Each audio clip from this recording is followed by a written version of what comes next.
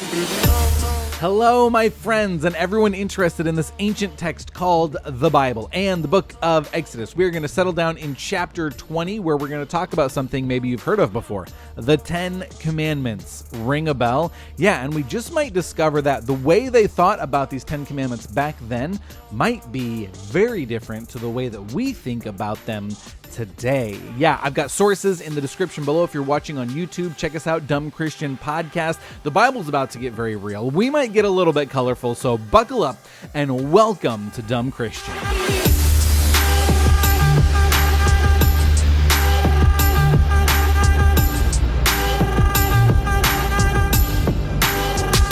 Exodus 20 is where we read about what's most commonly referred to as the 10 Commandments, but they're not actually called that in the Bible. Later in the Bible, they are referred to as the 10 Words, and so that's where we kind of get the number 10 from, because if you actually read it, which we're going to do and break down a little bit, we're going to find that there's actually probably more like 13. Yeah, okay, so how does that work, and why is it reduced to 10? What's happening there? We'll try and unpack that a little bit. But the author also does something a little bit weird here that we've seen him do a number of times, where he kind of interrupts the flow of the story with these weird rules and this kind of side quest story. Because at the end of chapter 19, we see thunder, lightning, cloud around the mountain. We hear a horn, and everyone in the Israelite camp comes up and stands around the mountain. Moses goes up to the mountain to talk to God. We get the 10 Commandments, and then at the end of 20, we go back and start that whole scene over where it's lightning, thundering. Everyone in Israel comes and stands around the mountain, terrified. Moses goes up to talk to God to receive the commandments. And there's a couple of things that's going on here. And one is, the scholars will say this is actually really stylistic of the way that covenant treaties were established back then among the tribes and the nations of the ancient East.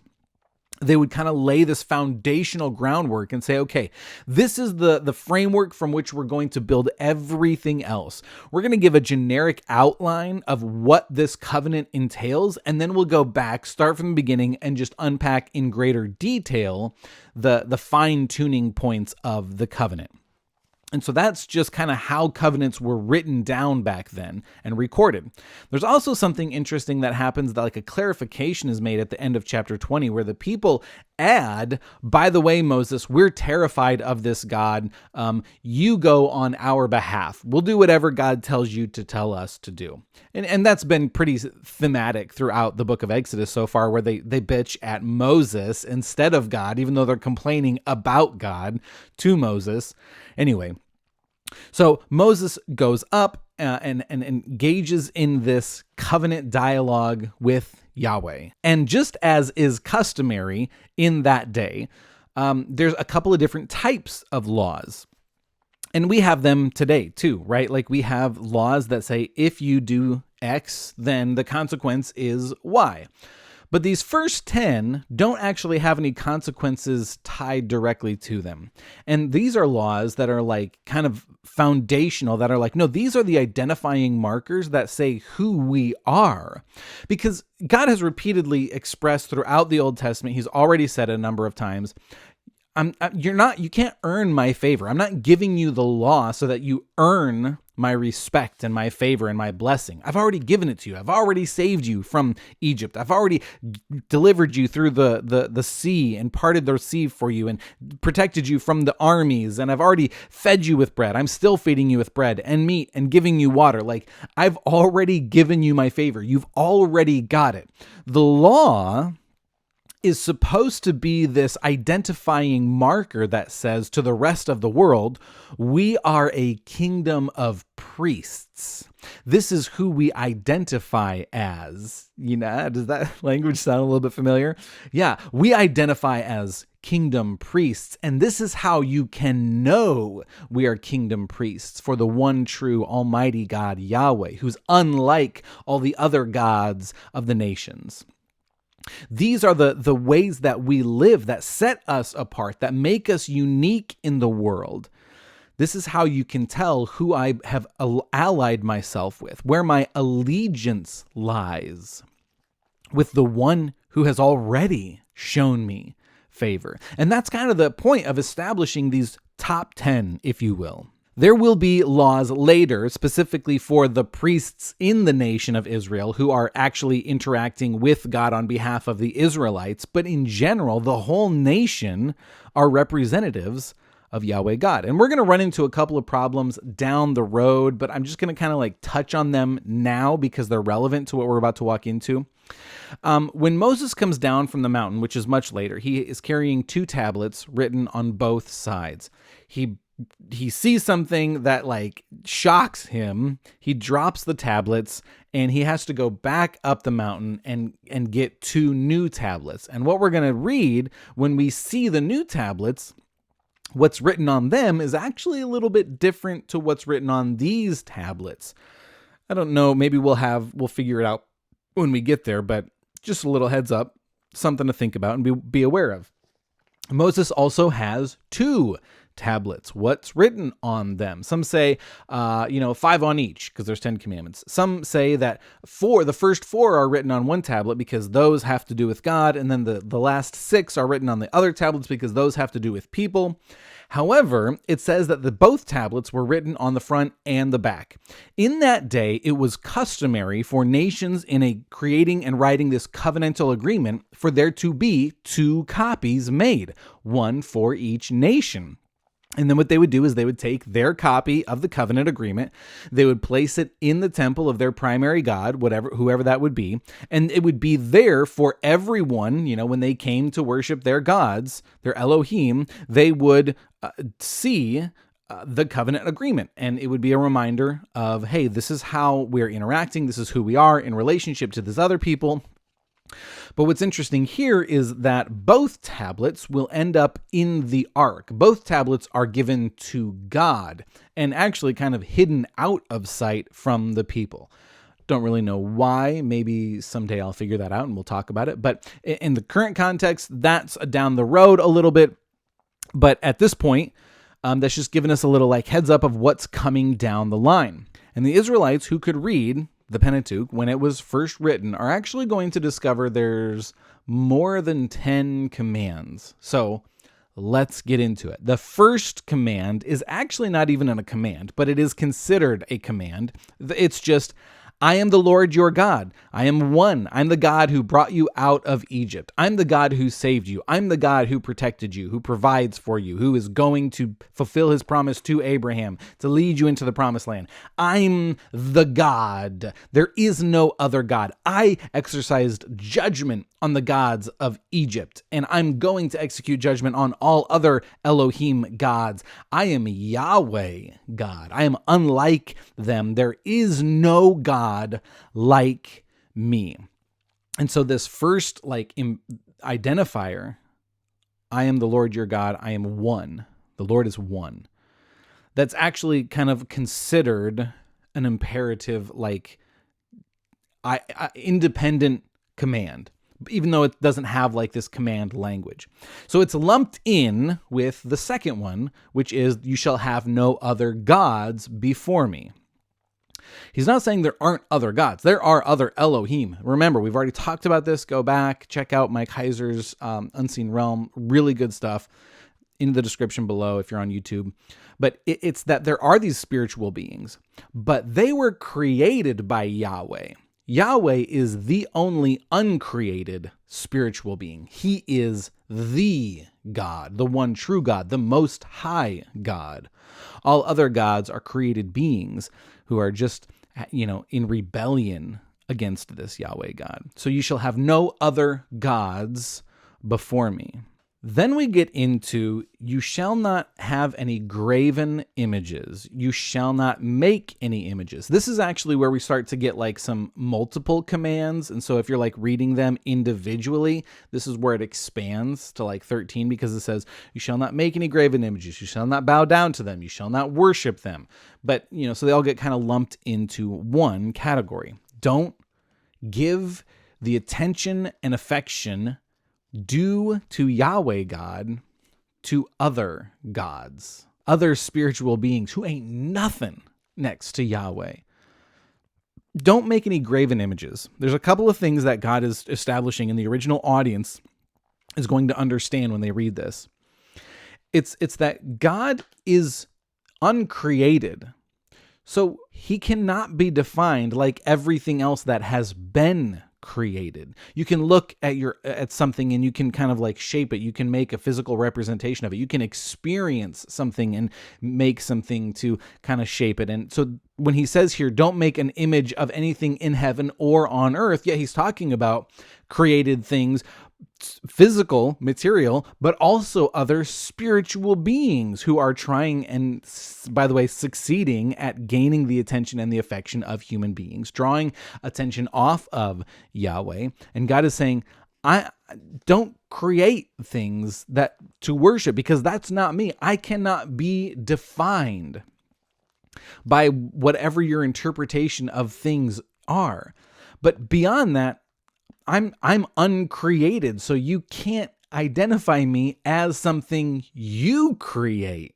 That's actually going to play into taking the Lord's name in vain a little bit. So that's a little plug there, because God isn't created. And so when we identify him with something that is created, not even that he created, but something we created, it's like demeaning him more than they would even realize.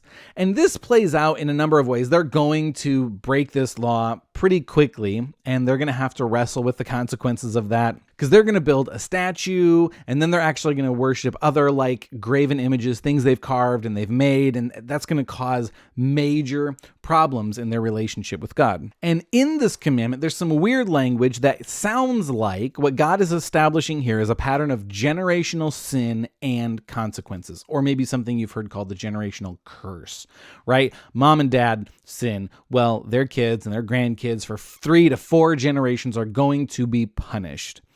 What we need to understand here is that this is not God's intention. And we'll do maybe a special video on YouTube that more thoroughly unpacks this idea of a generational curse. It's not biblical. It's not what God wants. In fact, later in the law, he actually makes it illegal to punish children for the sins of their parents, because that's not God's intention.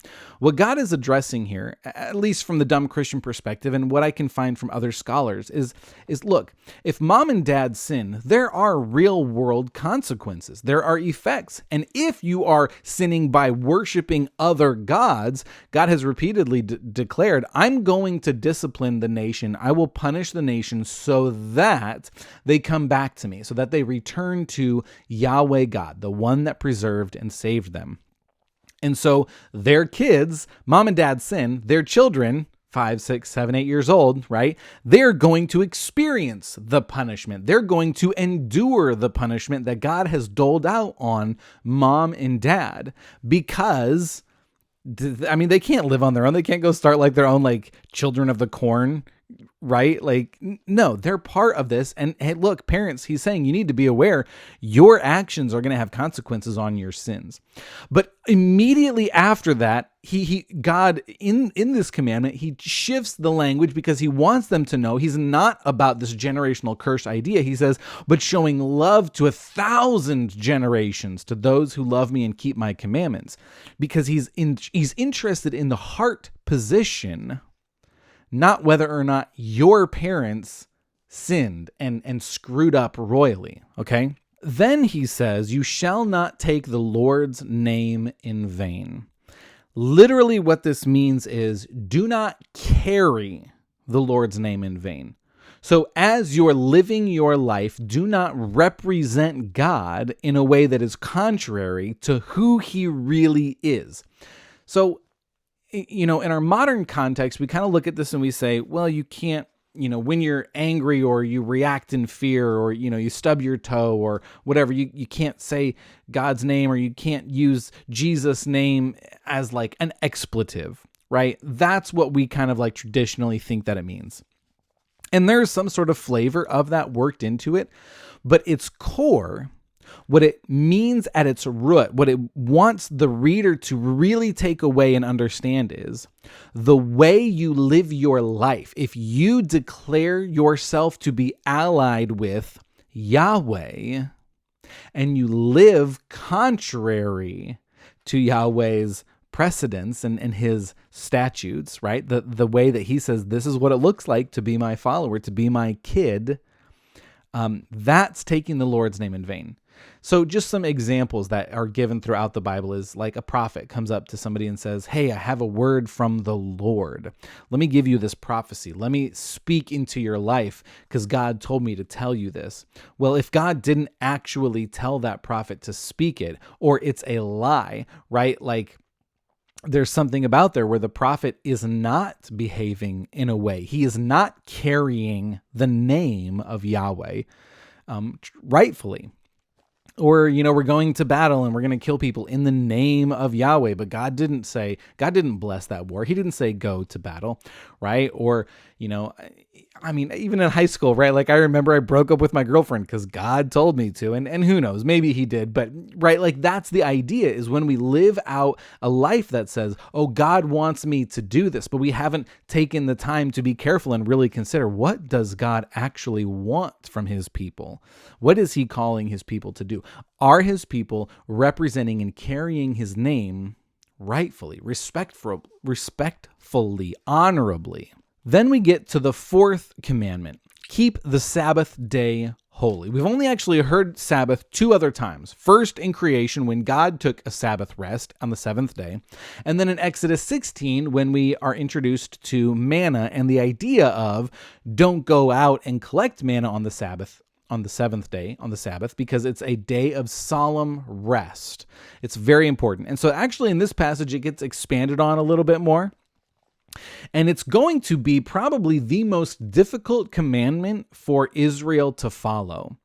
They get in trouble for not keep observing the Sabbath.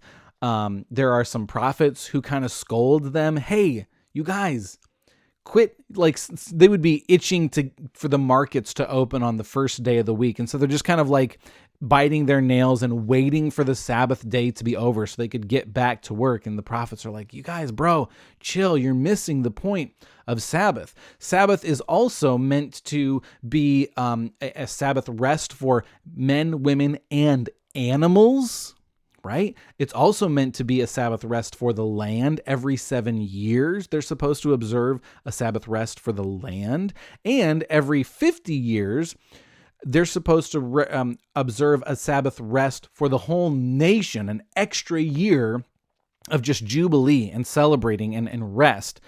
We know they struggled with observing the Sabbath, but we actually don't have any record of them ever observing the Sabbath of the land every 7 years or observing jubilee every 50 years.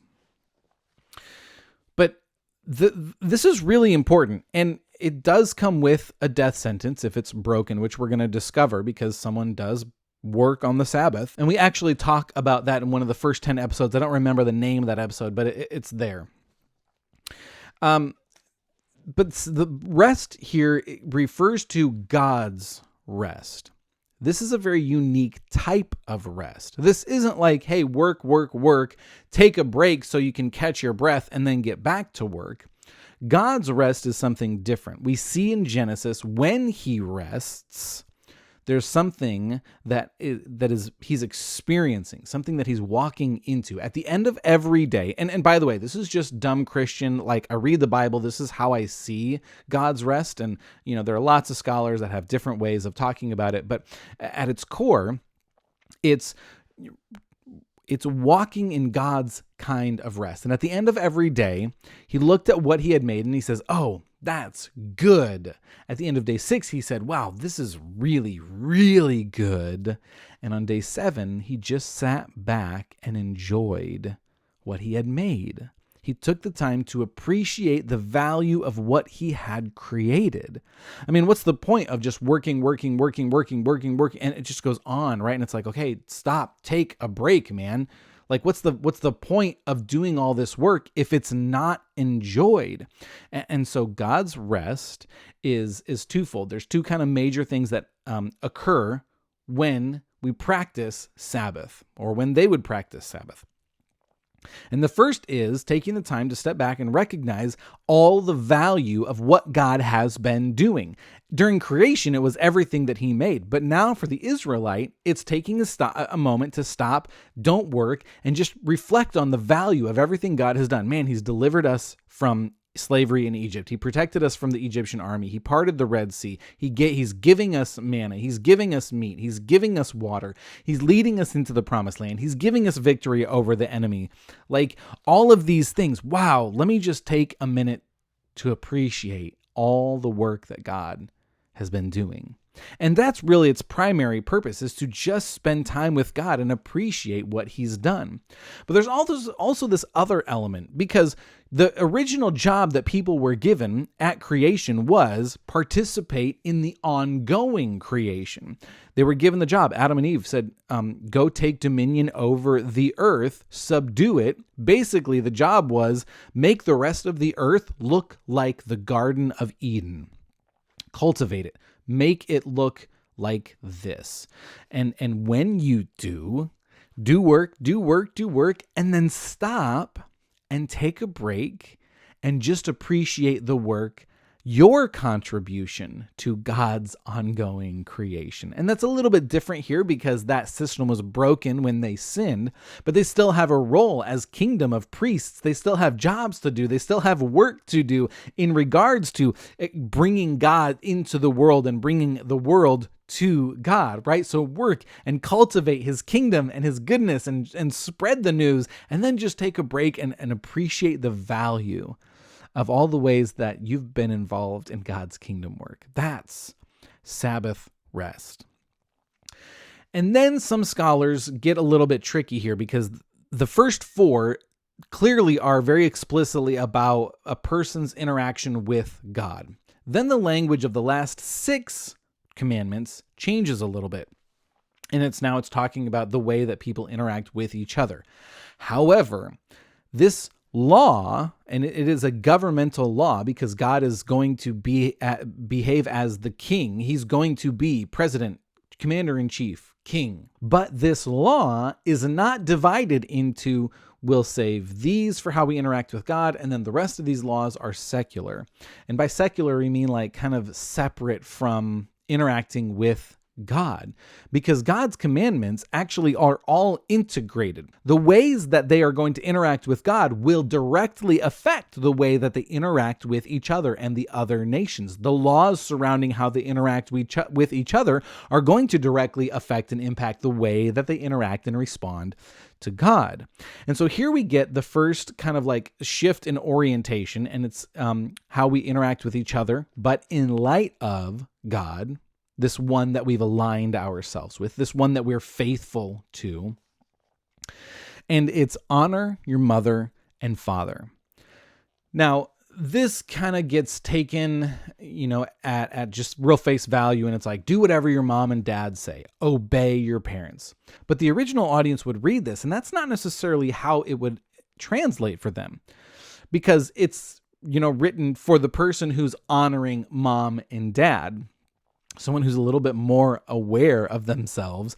There's no statute of limitations here. It doesn't say honor your mother and father until you turn 18, until you get married, until you graduate college, until you move out. No, it's for your whole life into adulthood as your parents age and lose their minds. Honor them, take care of them, treat them with respect. Don't talk shit about your parents, especially when you start to discover that your parenting style is a little bit different than their parenting style, right? And there's like some tension and some conflict. But no, honor them, treat them with respect, speak highly of them, like they're important to you. It's similar language used when it's talking about honor God, the Father. Now, he's not saying that you have to do everything that mom and dad says to do, but you're not demeaning them. You're not embarrassing them. You're not talking down to or about them. And you're encouraging this like elevated status, because this is, God's design for the family is actually intended to be a reflection of the way he wants people to interact with him. He refers to Israel as his son, right? So it's this relationship that he wants to cultivate, an understanding of what it's like to have a relationship with him through the lens of how we interact with and treat our parents. So that's honor your mother and father. And what's also really interesting about this is the commandment isn't sexist in any capacity. It says honor your father and your mother. There's no honor your father more than your mother. There's no sons and daughters, daughters, you have to be more respectful than the sons. No. Kids, equally responsible to honor mom and dad equally. Now, if we go back and we look at, we've talked about how when God called Abraham, he called him out of this culture that we're familiar with called the patriarchy. God didn't design the patriarchy to be like it was. He didn't design polygamy where a man could take multiple wives. What God is doing is he's reaching into the world, the darkness of the world, and he's pulling out Abram, and he's pulling out this people group, and he's saying, we're going to start with where you're at, and we're going to create something new. And so it doesn't say honor your father and mothers, because very typically and traditionally in this culture, you probably have several, at least stepmothers, right? I know you can't literally have more than one mother, but it's this idea that God is trying to get back to his original design and intention for one man, one woman, in the family.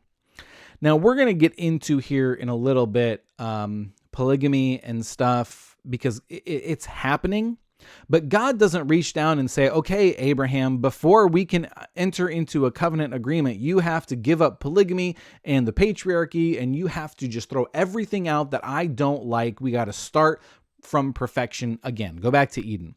No, he starts with where they're at and moves them to something better. And we're going to touch a little bit about this, but I highly recommend a couple of books if you're watching in YouTube, Blue Parakeet and How Not to Read the Bible. Great examples of how to approach this like Old Testament way of thinking. Okay, honor mom and dad equally. This is the design and the desire, the intention that God originally had. Okay, next commandment is thou shalt not kill. ESV says thou shalt not murder. Most of your translations, if you don't have ESV, probably say thou shalt not kill. But the actual word means murder. Thou shalt not take innocent life. There are commands where God says, if by man's hand blood is shed, then by man's hand his blood, something like that in Genesis, where if you kill somebody, you will be killed. So there are instances where God says, well, killing is actually the appropriate response. God will command people to kill in war. God will issue, right, the deliverance of killing people who aren't innocent. And this is part of his theocracy, his government that he's going to lead, that he says, look, thou shalt not murder. Do not take innocent life. There is occasion and instance where it's appropriate, even commanded, to kill someone who's not innocent. And we're going to have to, there are some instances where we're going to have to kind of scratch our heads, think about that. Well, how does that fit in with what God is asking? I want us to be careful because sometimes modern believers will look at the law, aspects and elements of the law, and they'll say, oh, this is how we should just automatically implement this into our modern government. For example, here, capital punishment. And I'm not saying that you shouldn't do that. What I am saying is this was written in a specific time for a specific culture for a specific purpose. And just like everything we read in the Bible, it would behoove us. That means it'd be a good idea to just first take a second, pause, and say, okay, what's the value here? Should we take this? And I'm not saying we shouldn't. I'm not saying we should. I'm just saying there's a value in taking a second to think, what should we do with this now? We'll just leave it there at that. Okay, the next one is do not commit adultery. This is a little bit interesting because in a modern context, we actually are a little bit more strict about this than the original readers would have understood what this meant. And there's examples throughout Deuteronomy and throughout the Old Testament where adultery explicitly means a man shall not have sex with a woman who is married or engaged. Because in that day, if a woman was engaged, it was as good as being married. So a man cannot have sex with a woman who is married or engaged. On the flip side, a married woman cannot have sex with a man who isn't her husband. That's, in a nutshell, adultery. And here's the why it gets a little bit tricky, and maybe it seems like there's some exemptions in this law, because it sounds like what it's saying is that, according to the way that it's spelled out later in the Bible, a man can have sex with an unmarried woman. Remember, however, the Bible clearly defines marriage as the union of two people. So when a man has sex with a woman, they are married in that moment. Okay. So it almost sounds like, if we're going to take this, Jonathan, hey, Mr. Dumb Christian, it sounds like you're saying the Bible endorses polygamy, because it doesn't say that a married man can't have sex with an unmarried woman. Again, God is reaching into the culture. He's interacting with the culture that's already there. And the culture of the East in the ancient days is, if a woman if she's been deflowered, if you will, she loses her value in the social status and she's cast aside. You know, they didn't have podcasts where women could come on and brag about their body count. No, they were treated as belittled, as demeaned, as valueless. And in fact, later in the Bible, there is a command. It's called the kinsman redeemer law, where if a man is married, dies before he gives his wife a son, she then is, his next of kin is supposed to marry her, even if he already has a wife, so that she is protected. Because what happens to a woman who is raped, discarded, slept with, used as an object, she's cast to the side. Either she's going to resort to prostitution, which is dangerous, or she's just going to die.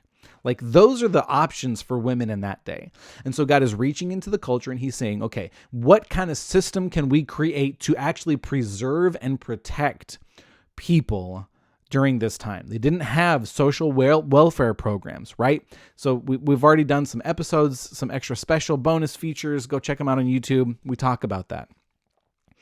But adultery in the context of the original commandments was, don't have sex with married people, in short. Okay.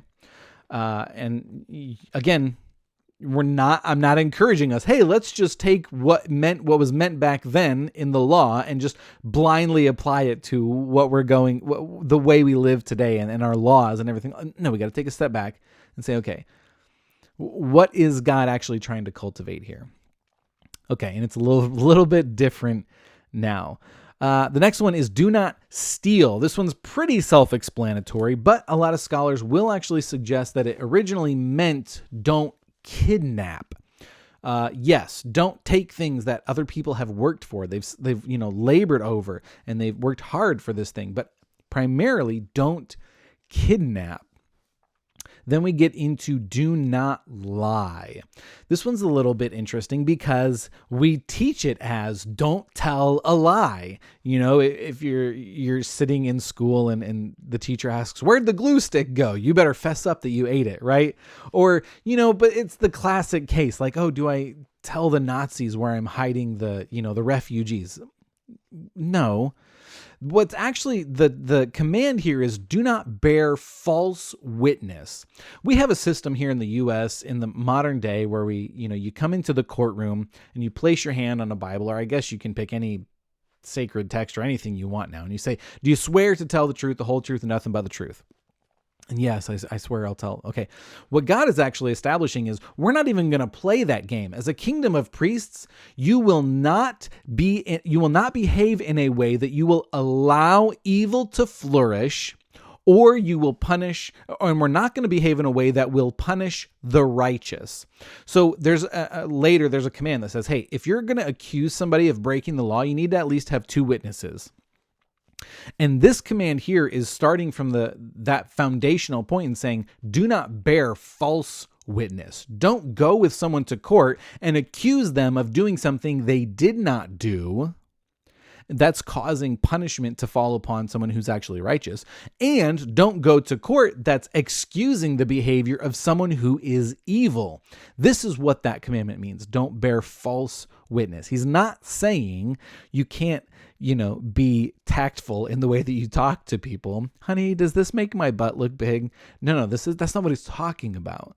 He's talking about the way that we allow evil to flourish or even allow the righteous to be punished. God says that's not going to be what we're like as an Israelite nation, a kingdom of priests. Okay? So that's an interesting one that has a totally different meaning, I think, than we frequently give it than we ascribe meaning to it.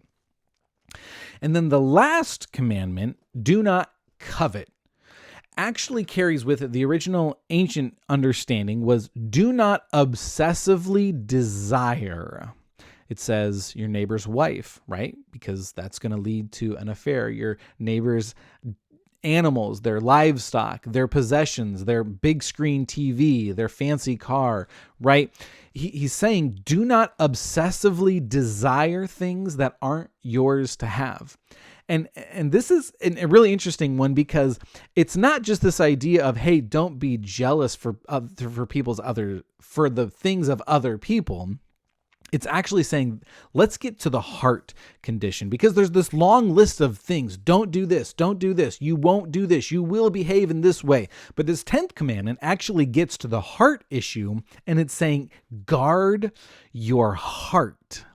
Because if you let your heart become obsessed with your neighbor's wife, you will commit adultery. If you let your heart become obsessed with that, that fancy China set, you will steal. If you let your heart become obsessed, right, that's what's actually going to send you down the path of breaking the commands. Yes, even the commands of worshiping only Yahweh, because if you become obsessed with the way that nation over there prospers, or the lifestyle that they have, you will fall away and worship other gods. The 10th commandment is actually like the springboard from which all the commandments are like born out of. Like here they are, and you guard your heart so carefully to preserve and protect you as you strive to obey these things, because that's going to be what defines whether or not you can really keep the commandments. And we will discover that they can't keep the commandments. Paul is actually going to say in the New Testament that that's part of the reason why God gave the law, was to show humanity you can't be perfect. And we asked the question, I've heard the question, why didn't God just explicitly say all the things that he wanted done perfectly? Let's get rid of slavery, get rid of the patriarchy, get rid of misogyny and all these different things.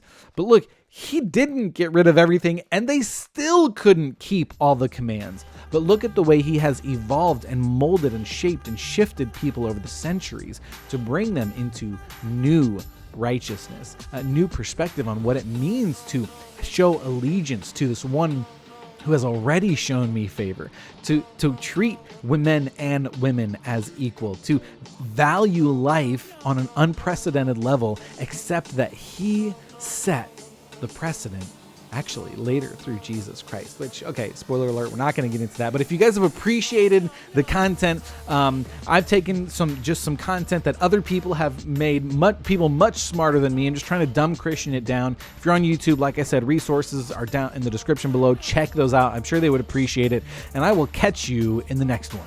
I love you guys.